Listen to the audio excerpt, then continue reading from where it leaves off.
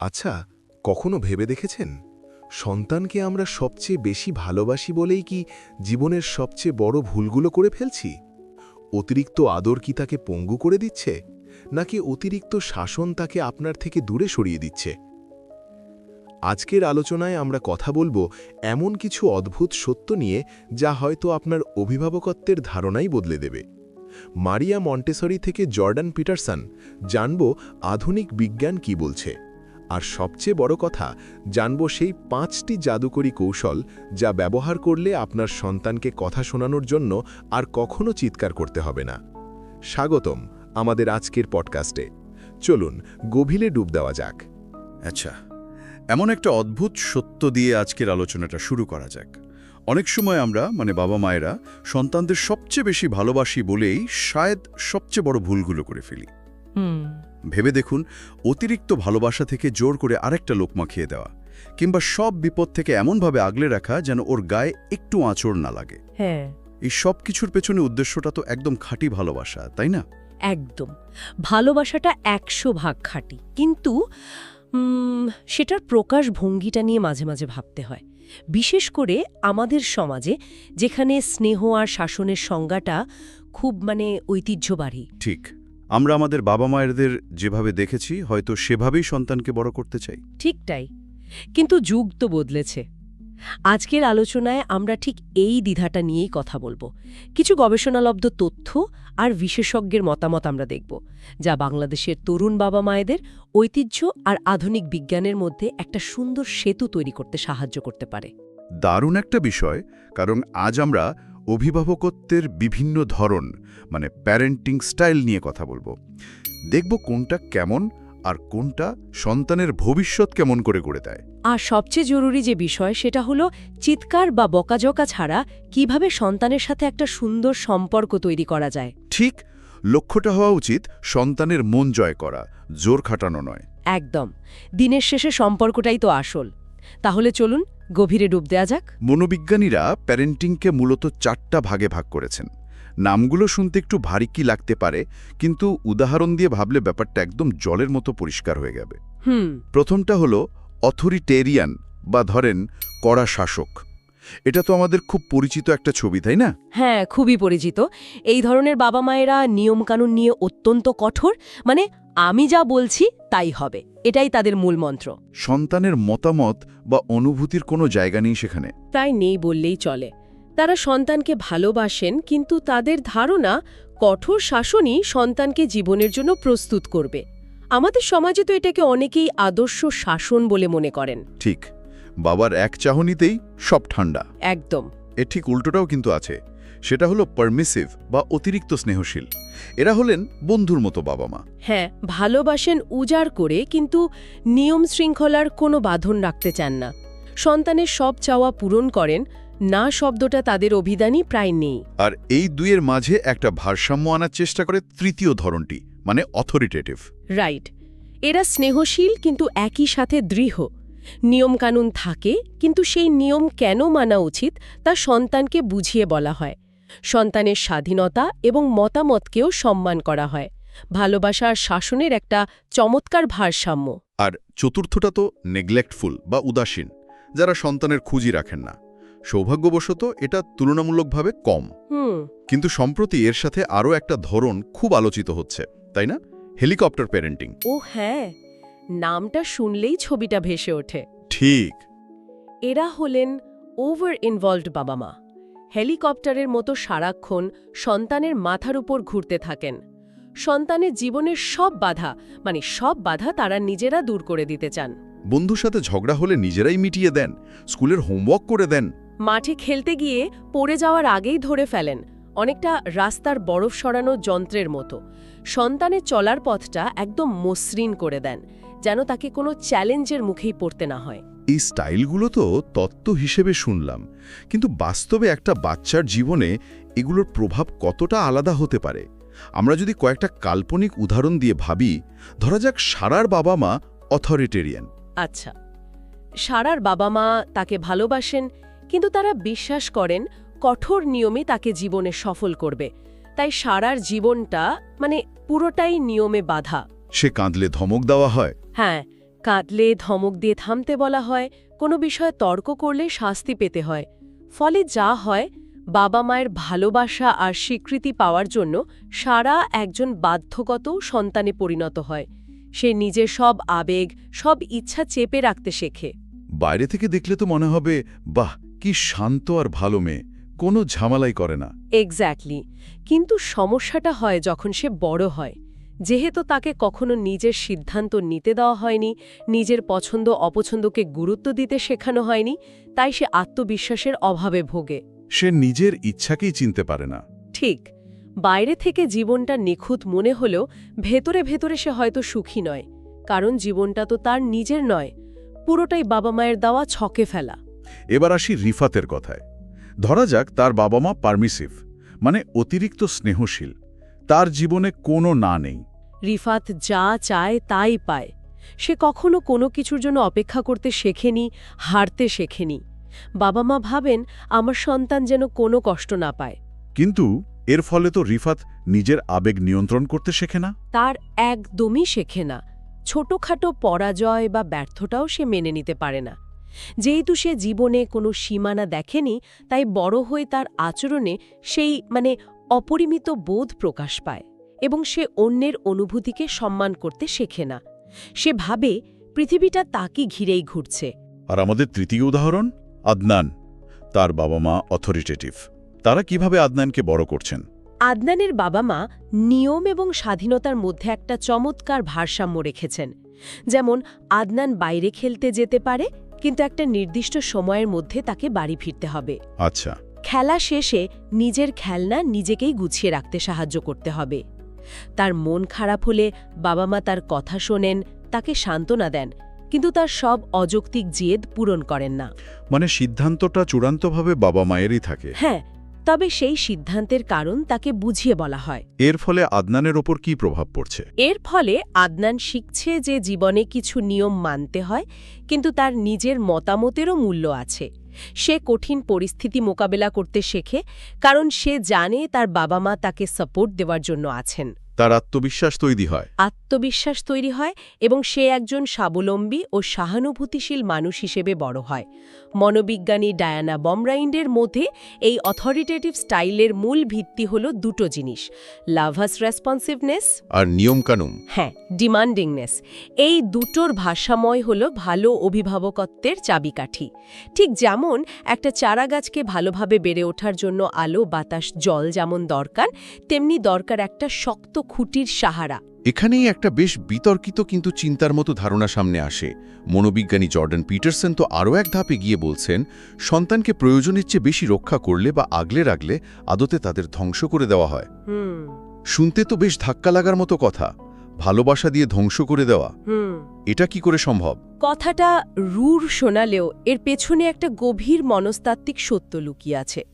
Pietersen একটা চমৎকার রূপকথার উদাহরণ দেন, হ্যান্সেল ও গ্রেটেলের গল্প। আচ্ছা। যে বাড়িটা দেখতে ক্যান্ডির মতো মিষ্টি আর লোভনীয়, তার ভেতরেই কিন্তু থাকে এক ডাইনি যে শিশুদের খেয়ে ফেলে। এর প্রতীকী অর্থ হল, যা কিছু অতিরিক্ত ভালো, অতিরিক্ত সহজ বা অতিরিক্ত মিষ্টি, তার আড়ালে বিপদ লুকিয়ে থাকতে পারে। মানে অতিরিক্ত মমতা। অতিরিক্ত মমতা বা মায়া শিশুকে বাস্তব পৃথিবীর কঠিন চ্যালেঞ্জগুলোর জন্য অপ্রস্তুত আর দুর্বল করে তোলে। মানে অনেকটা এমন যে পরীক্ষায় পাস করানোর জন্য সব নোটস বানিয়ে দেওয়া বা বন্ধুর সাথে ঝগড়া হলে নিজেই গিয়ে মিটিয়ে দেওয়া। ঠিক তাই। আপাত দৃষ্টিতে আমরা সাহায্য করছি, কিন্তু আসলে তাকে ভবিষ্যতের জন্য পঙ্গু করে দিচ্ছি। সে তো শিখছেই না কিভাবে নিজের লড়াইটা লড়তে হয়। একদম। একজন ভালো অভিভাবককে অনেক সময় কঠিন হতে হয়। সন্তানকে ভুল করতে দিতে হয়, কষ্ট পেতে দিতে হয়, ব্যর্থ হতে দিতে হয়, কারণ এগুলোর মধ্যে দিয়েই সে শেখে। মারিয়া মন্টেসরির একটা অসাধারণ উক্তি আছে, never help a child with a task at which he feels he can succeed. অর্থাৎ যে কাজটা শিশু মনে করে সে নিজে করতে পারবে বা চেষ্টা করলে পারতে পারে, তাতে কখনো সাহায্য করতে নেই। ঠিক। জুতার ফিতাটা বাঁধার জন্য তাকে 10 মিনিট সময় দিন, নিজে 2 সেকেন্ডে বেঁধে দেবেন না। এই 10 মিনিটের চেষ্টাই তার মধ্যে ধৈর্য আর আত্মবিশ্বাস তৈরি করবে। পিটারসন একটা নির্দিষ্ট বয়সের কথাও বলেছেন, 4 বছর। তার মতে 4 বছর বয়সের মধ্যে সন্তানকে সামাজিকভাবে আকর্ষণীয় বা সোশ্যালি ডিজায়ারেবল করে তোলা বাবা মায়ের প্রধান কাজ। এটা শুনে তো অনেক বাবা মায়েরই চাপ বেড়ে যেতে পারে। 4 বছরের মধ্যে এত বড় একটা লক্ষ্য। এখানে আকর্ষণীয় শব্দটা নিয়ে একটা ভুল বোঝাবুঝির সুযোগ আছে। আকর্ষণীয় বলতে বাহ্যিক সৌন্দর্য বা স্মার্টনেস বোঝানো হচ্ছে না। আচ্ছা, বোঝানো হচ্ছে এমন কিছু মৌলিক সামাজিক আচরণ শেখানো যেন অন্য শিশু ও প্রাপ্তবয়স্করা তার সঙ্গ পছন্দ করে। খুব সাধারণ কিছু জিনিস, যেমন নিজের খেলনা শেয়ার করা। হ্যাঁ, বড়দের কথার মাঝে বাধা না দেওয়া, অন্যকে ধাক্কা না দেওয়া বা আঘাত না করা, ধন্যবাদ বলা, এই ধরনের আচরণ। কিন্তু যদি একটা শিশু 4 বছর বয়সের মধ্যে এই সাধারণ নিয়মগুলো না শেখে, তাহলে কি হবে? আমরা তো অনেক সময় বলি, আরে ছোট মানুষ, বড় হলে ঠিক হয়ে যাবে। পিটারসনের মতে এই ধারণাটা বিপজ্জনক, কারণ একটা শিশু যদি এই মৌলিক নিয়মগুলো না শেখে তাহলে সে যেখানেই যাবে প্রত্যাখ্যানের শিকার হবে। অন্য বাচ্চারা তার সাথে খেলতে চাইবে না, খেলতে চাইবে না, শিক্ষকরা তাকে নিয়ে বিরক্ত হবেন, আত্মীয় স্বজনরা তার থেকে দূরে থাকবে। এই ক্রমাগত প্রত্যাখ্যান তার মানসিক স্বাস্থ্যের জন্য ভয়াবহ। তাই তো। কারণ 4 বছর বয়স থেকেই শিশুরা মূলত অন্য শিশুদের কাছ থেকেই সামাজিকতা শেখে, খেলার মাধ্যমে শেখে। তাকে যদি সেই খেলার দলেই নেওয়া না হয় তাহলে সে সামাজিকতা শেখার সবচেয়ে বড় সুযোগটাই হারাবে। কিন্তু এই যে সামাজিকভাবে আকর্ষণীয় করে তোলার কথা বলা হলো, সেটার জন্য তো বাচ্চাকে নিয়মকানুন শেখাতে হবে। আর এখানেই তো বেশিরভাগ বাবা মার আসল যুদ্ধটা শুরু হয়। কথা শোনানো নিয়ে। কিন্তু আমাদের আগে বুঝতে হবে বাচ্চারা কথা শোনে না কেন। তারা কি ইচ্ছে করে আমাদের বিরক্ত করতে চায়? না, মনে হয় না। আসলে কারণগুলো বেশ সহজ আর বৈজ্ঞানিক। ছোটদের মস্তিষ্ক আমাদের মতো পরিপক্ক নয়। তাদের মনোযোগের পরিসর খুব ছোট। যখন তারা কোনো কিছুতে, যেমন একটা মজার খেলায় মগ্ন থাকে, তখন আমাদের কথা তাদের কানেই পৌঁছায় না। ব্যাপারটা অনেকটা নয়েজ ক্যান্সেলিং হেডফোন পরে থাকার মতো। একদম ঠিক অ্যানালগটা দিয়েছেন। আর চিৎকার করলে এই হেডফোন তো খোলেই না, বরং তারা আরও নিজেদের গুটিয়ে নেয়। কারণ আমি একটা গবেষণায় পড়ছিলাম, চিৎকার করলে বাচ্চার মস্তিষ্কে ফাইট অর ফ্লাইট রেসপন্স চালু হয়ে যায়। ঠিক। তখন তার শেখার বা বোঝার ক্ষমতাটাই সাময়িকভাবে বন্ধ হয়ে যায়। সে শুধু ভয় পায়। একদম ঠিক। তাহলে উপায় কি? বকাঝকা বা চিৎকার না করে কিভাবে কাজটা করানো যায়? অনেকগুলো সূত্র থেকে পাওয়া 5টি সহজ কিন্তু খুবই কার্যকরী কৌশলের কথা বলা যাক। আচ্ছা, প্রথম এবং সবচেয়ে গুরুত্বপূর্ণ কৌশল হল সন্তানের লেভেলে নেমে আসা। অর্থাৎ রান্নাঘর থেকে বা অন্য ঘর থেকে চিৎকার করে নির্দেশ না দিয়ে সন্তানের কাছে যাওয়া। হ্যাঁ, তার চোখের উচ্চতায় নামা, প্রয়োজনে তার সামনে হাঁটু গেড়ে বসা, তার কাঁধে আলতো করে হাত রেখে নাম ধরে ডাকা, চোখের সাথে চোখ মিলিয়ে কথা বলা। ঠিক। এই শারীরিক সংযোগ আর চোখের যোগাযোগ তাদের মনোযোগ আকর্ষণ করার জন্য জাদুর মতো কাজ করে। এটা আসলে সম্মানেরও বিষয়। আমরা তো বড়দের সাথে কথা বলার সময় ঝুঁকে কথা বলি, তাহলে বাচ্চাদের ক্ষেত্রে কেন নয়? ঠিক। দ্বিতীয় কৌশল হল পরিষ্কার ও ছোট নির্দেশ দেওয়া। শিশুদের কার্যকরী স্মৃতি বা ধরেন মেন্টাল হোয়াইটবোর্ড খুব ছোট থাকে। আচ্ছা। তাই যাও, নিজের ঘরটা পরিষ্কার করো, এই ধরনের বড় আর অস্পষ্ট নির্দেশ তাদের দ্বিধায় ফেলে দেয়। এর বদলে একটি করে কাজ বলুন, যেমন তোমার বইগুলো শেলফে তুলে রাখো। কাজটা হয়ে গেলে পরেরটা? হ্যাঁ, কাজটা হয়ে গেলে বলুন, এবার খেলনাগুলো বাক্সে ভরো। একবারে একটা তথ্য। বাহ, এই 3 নম্বর কৌশলটা আমার খুব পছন্দ হয়েছে। না এর বদলে হ্যাঁ বলুন।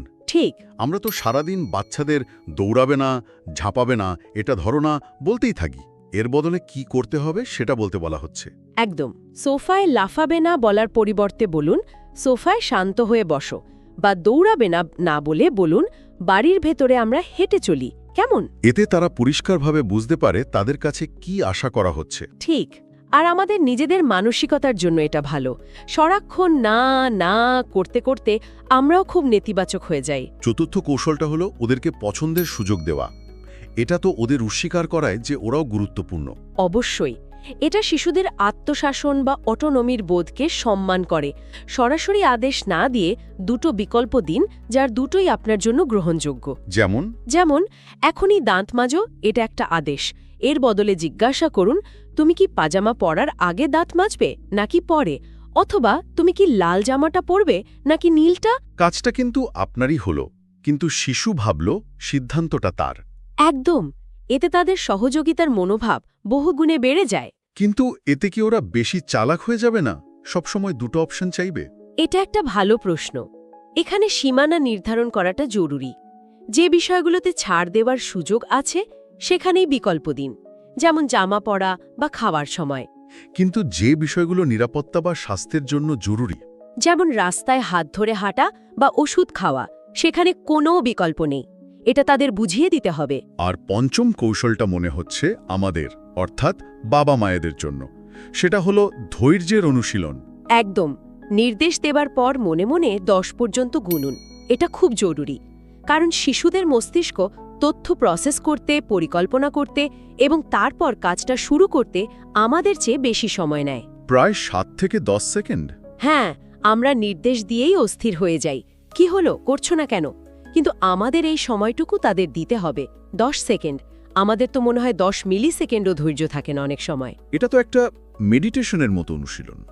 ঠিক, এর সাথে একটা বোনাস কৌশলের কথাও তো ছিল, তাই না? ফিস করার কৌশল। এটা তো সিনেমার কোনো সিক্রেট এজেন্টের মতো লাগছে, আসলেই কাজ করে। এটা অপ্রত্যাশিতভাবে ভালো কাজ করে। যখন সন্তান একদমই কথা শুনছে না, চারিদিকে খুব হইচই হচ্ছে, তখন তার সাথে পাল্লা দিয়ে চিৎকার করার বদলে হঠাৎ করে তার কানের কাছে গিয়ে খুব নিচু স্বরে বা ফিস করে কিছু বলুন।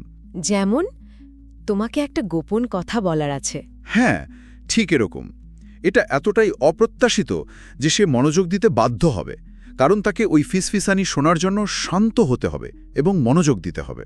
এই সব ছোট ছোট নিয়ম কানুন কৌশল, এগুলোর চূড়ান্ত লক্ষ্যটা আসলে কি? শুধু কি বাচ্চাকে শান্ত রাখা বা বাধ্য করা? অনেক সময় আমরা ছোটখাটো বিষয় নিয়ে খুব জেদাজেদি করি। যেমন সন্তানকে খেলায় জিততেই হবে বা পরীক্ষায় প্রথম হতেই হবে। এর চেয়েও বড় কোনো উদ্দেশ্য কি আছে? অবশ্যই আছে। পিটারসন এখানেও একটি চমৎকার উদাহরণ দিয়েছেন। আমরা বাচ্চাদের প্রায়ই একটা কথা বলি, যেটা হারা বড় কথা নয়, কিভাবে খেললে সেটাই আসল। কিন্তু আমরা কি কথাটা আসলেই বিশ্বাস করি? ঠিক, এর আসল মানে হলো নির্দিষ্ট একটা খেলা জেতার চেয়েও অনেক বেশি গুরুত্বপূর্ণ হলো জীবনের খেলায় জেতার জন্য নিজেকে প্রস্তুত করা, আর তার জন্য প্রয়োজন ভালো চরিত্র গঠন করা, অন্যদের সাথে মিলেমিশে খেলতে শেখা, নিয়ম মানা এবং হারের পর ভেঙে না পড়ে আবার উঠে দাঁড়ানো। অর্থাৎ লক্ষ্যটা শুধু একটা খেলা জেতা নয়, বরং এমন একজন মানুষ তৈরি করা যাকে অন্যরা তাদের দলে খেলতে ডাকবে। এক্স্যাক্টলি। আমাদের সমাজে তো প্রায়ই দেখি বাবা মায়েরা বাচ্চাদের প্রতিযোগিতায় জেতানোর জন্য এমন কৌশল শেখান যা হয়তো নৈতিকভাবে ঠিক না। আগেই নিজে গোল দে, কাউকে পাস দিবি না। ঠিক, এই পয়েন্টটাই। আপনি যদি আপনার সন্তানকে এমনভাবে তৈরি করেন যে সে খেলতে সুযোগ পায়, নিয়ম মানে এবং অন্যদের সম্মান করে, তাহলে অন্য বাচ্চারা তার সাথে খেলতে চাইবে, বড়রা তাকে শেখাতে চাইবে। এভাবেই সে জীবনের খেলায় জয়ী হবে। হ্যাঁ, আপনি যদি শুধু একটা খেলা জেতানোর জন্য তাকে স্বার্থপর বা অহংকারী করে তোলেন, তাহলে সে হয়তো সেই মুহূর্তের খেলাটা জিতবে, কিন্তু জীবনের লম্বা খেলায় সে বন্ধুহীন আর একা হয়ে পড়বে। তাহলে দিনের শেষে একজন বাবা বা মায়ের আসল কাজটা কি?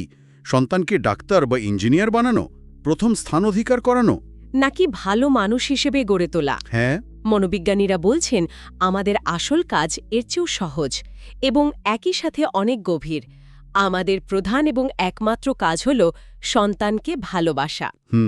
কিন্তু ভালোবাসার সাথে দুটো শর্ত আছে, no matter what and even if, অর্থাৎ যাই ঘটুক না কেন এবং এমনকি যদি সে আমাদের সব প্রত্যাশা পূরণ নাও করে, তবুও তাকে ভালোবাসা। তার মানে আমার সন্তানের পরীক্ষার রেজাল্ট, সে কোন পেশায় গেল বা সে আমার কথা মতো চলল কিনা, তার ওপর আমার ভালোবাসা নির্ভর করে না।